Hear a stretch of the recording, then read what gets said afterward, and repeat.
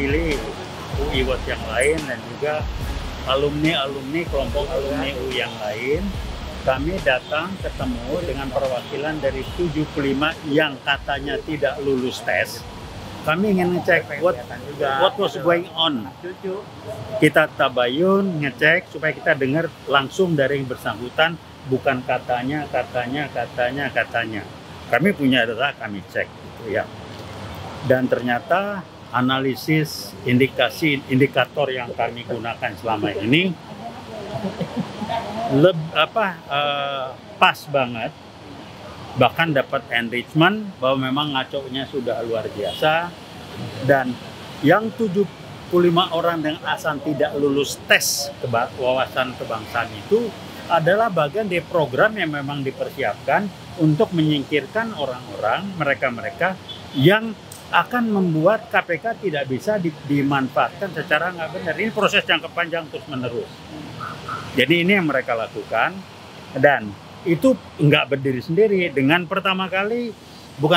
terakhir yang dilakukan adalah dengan memasukkan pimpinan KPK yang kita tahu siapa gitu. Pelanggar etik itu udah nggak benar, ya, dimasukkan. Sehingga nanti statement yang kita baca di media sosial itu, nggak diberhentiin, nggak dipecat, tapi dibikin kacau gitu. Sasarannya adalah membangun image, citra di masyarakat bahwa mereka yang dipecat itu memang tidak benar, udah ngawur. Simple, kita pakai common sense yang sederhana. Novel Baswedan itu polisi tadinya, lulusan Akpol atau Akademi Polisi. Lah kalau dia itu aja kewawasan kebangsaan nggak lulus, tidak cinta bangsa segala macam, terus bagaimana itu? Satu. Kedua, ngomong terminologi. Mana ada tes wawasan kebangsaan? Tes wawasan itu knowledge, pengetahuan. Itu yang dites, bukan itu. Integritas, nilai-nilai SQ-nya yang dites. Kok dites wawasan kebangsaan? Kita tanya, pada tes Pancasila yang mana? Yang 18 Agustus atau yang mau dirubah? Jadi yang jelas. Jadi ini cuman semuanya adalah dalih dalam rangka pengendalian, pengambil alihan KPK untuk tujuan kepentingan oligarki dengan segala macam dalih. Publik dibodohi. Jadi ini pembohongan publik, penipuan. Saya ngomong keras, penipuan. Ya. Kita nggak akan diam. Kita lihat aja nanti. Kita nggak akan diam. Ya. Malu saya pakai jaket kuning dengan teman-teman kalau kita membiarkan. Kami nggak punya kepentingan apa-apa.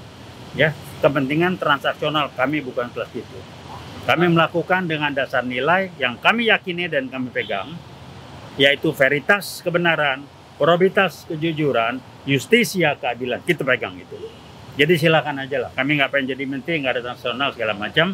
Nah buser-buser silakan lah. Karena Anda dibayar, kita paham lah untuk bisa hidup itu. Tapi apa nggak bisa cari makan yang lain? Kami aja bisa kok. Jangan jual diri lah, jangan jual prinsip itu aja. Itunya nyatanya apa Pak? Apakah akan memberikan bantuan hukum atau bagaimana Pak? Oh enggak, kita kan edukasi publik, ngasih tahu. Kita akan bikin publik semua terbuka. Ini udah nggak benar ini. Jadi kalau cuma ngomong, edukasi nggak ada guna, nggak akan didengar.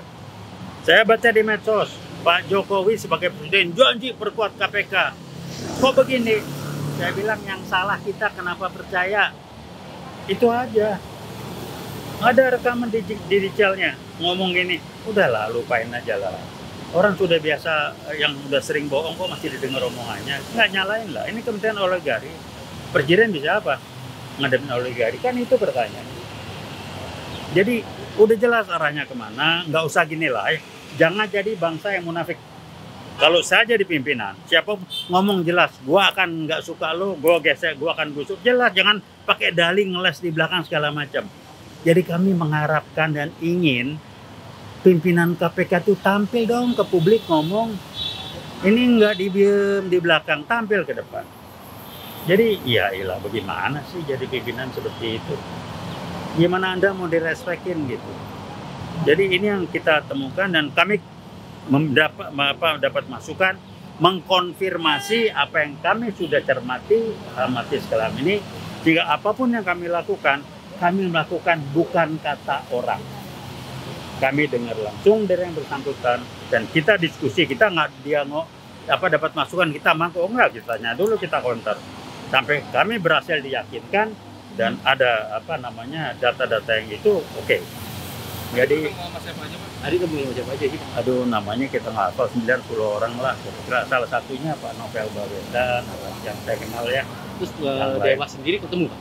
Dewas nggak? Apa penting ketemu Dewas? Itu aja pertanyaannya. Kalau dia bagian dari proses sinergi ngapain ketemu? Itu pertanyaan. Kalau sering ketemu, mau ketemu kita, bukan mau, berani ketemu kita, diskusi.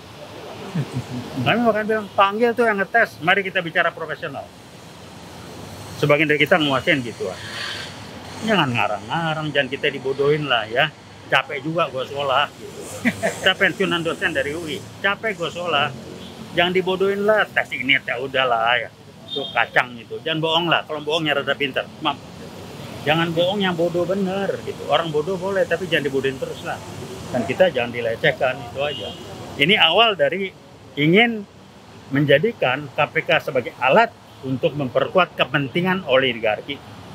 Kepentingan ekonomi, kepentingan politik yang merugikan bangsa. Hancur KPK nih, tungguin aja. Upaya itu bukan baru sekarang, dari dulu udah ada. Oligarkinya siapa Pak? Apa ada keturunan kroni? Ada elit partai dari partai tertentu yang berkuasa sekarang. Itu punya kepentingan dong. Sekarang beginilah, kenapa Mendikbud waktu akan dilantik lapornya kok ke sana? Bukan ke presiden minta arahannya, ada apa ini? Siapa yang ngatur publik ini sebetulnya? Ini contoh aja, saya nggak sebut nama lah. Ya, jadi oligarki banyak lah tuh bisnis kayak yang disebut di medsos. Naga ini, naga itu, naga nggak tahu lah. Banyak yang punya kepentingan.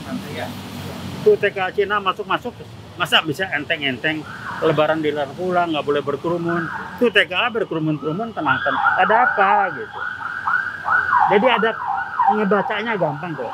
Ada nggak omongannya yang tidak kontradiktif? Maaf, hampir nggak ada. Dilarang ini ngelakukan ini, dilarang ini lakukan. Jadi aturan itu tergantung kepentingan mereka, kepentingan oligarki. Jadi gampang lah, kita ngomong terbuka aja lah. Saya bukan politisi. Kan dari pimpinan sendiri kan menyebutkan bahwa ini dibentuknya dari BIN, terus ada BAI segala. Bung, ya kalau sudah ngomong assessment atau tes itu nggak ada urusan dengan instansi. Itu kompetensi orang. Kalau BIN ini, entar dulu orangnya siapa? Dia punya kompetensi nggak? Kami nangani itu, saya terutama saya nangani itu. Tahu betul saya. Berarti ini dari KPK sendiri ya? Dari mana? Dari sebenarnya ini? Yang mana itu? Pertanyaan ini. Bukan dari mereka, ada katanya dari orang BIN, orang urusannya apa?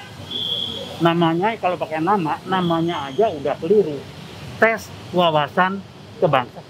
Kok wawasan dites? Wawasan tuh knowledge, pengetahuan. Itu bisa baca buku.